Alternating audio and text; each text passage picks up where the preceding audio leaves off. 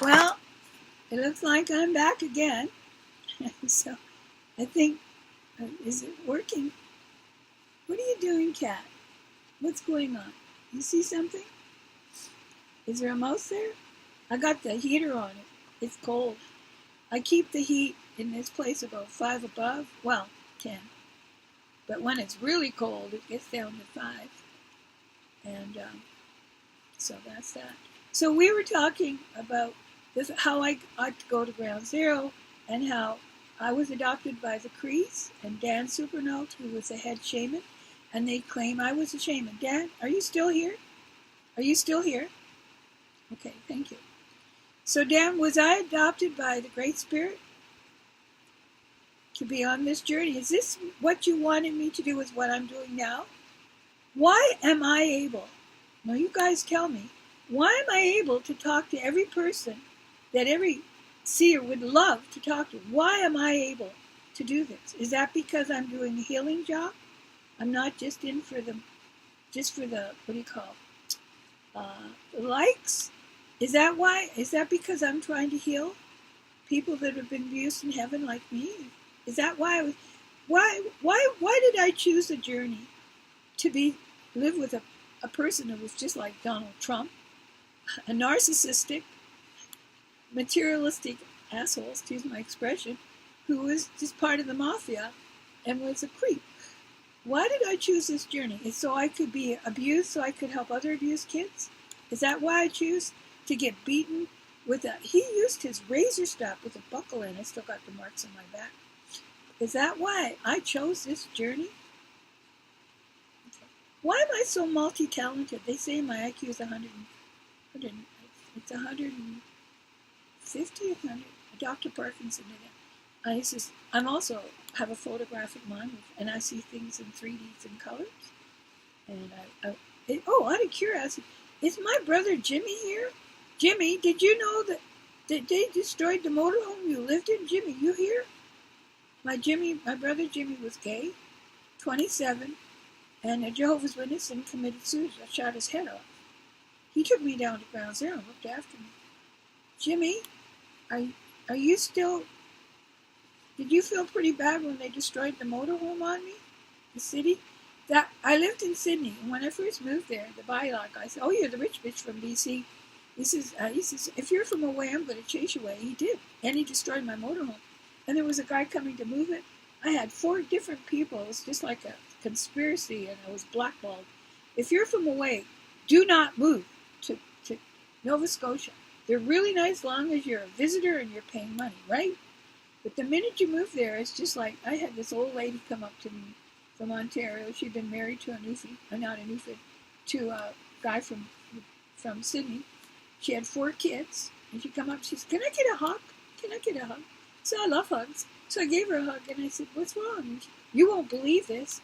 I've been here all my life. I had kids and grandkids, and now that my husband's dead, nobody will talk to me. It's just like they're blackballing me." I said, "Join the club."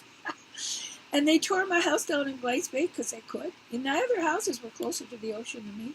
And I said, "You can't do that." And he says, "Yes, I can." And he just winked at me. And they stole my I had a trailer, I had hot tubs, and I had shit. I had all kinds of windows and stuff. And they just persecuted me for 20 years. Went after my motel, everything. Didn't they persecute me? Is God going to avenge me? Is God going to avenge me about the motorhome they destroyed with my stuff in it? We figured out, with all the stuff that was in there in the motor, and it had brand new tires, $300 a tire, and the motor was worth $10,000 and stuff like that. We figured there's $50,000. Is that about $50,000 worth of stuff, you see? Yes. I'm going to sue them.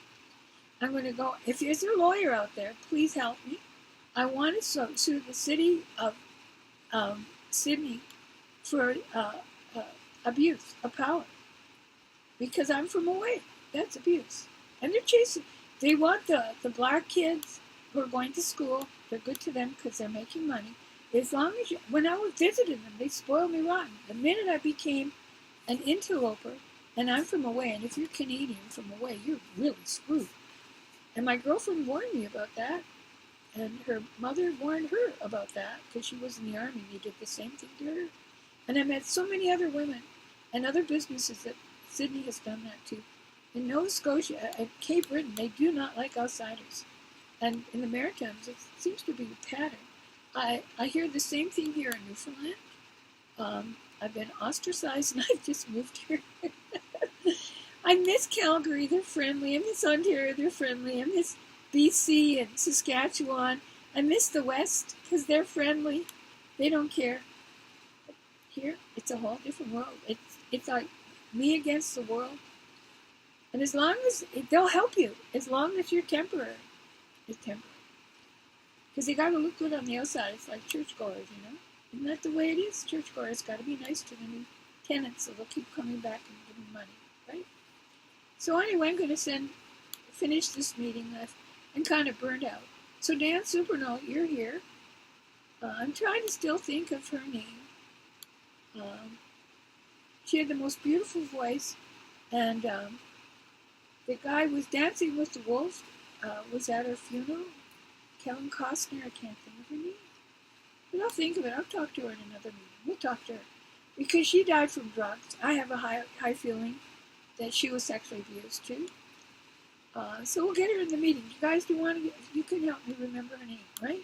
Okay, do you guys want to close the meeting? Because I'm tired. It's 1 o'clock. I'm tired. So God grant me the serenity to accept the things I cannot change, the courage to change the things I can, and the wisdom to know the difference. Keep coming back. It works when you work it. Thank you guys for being in the meeting.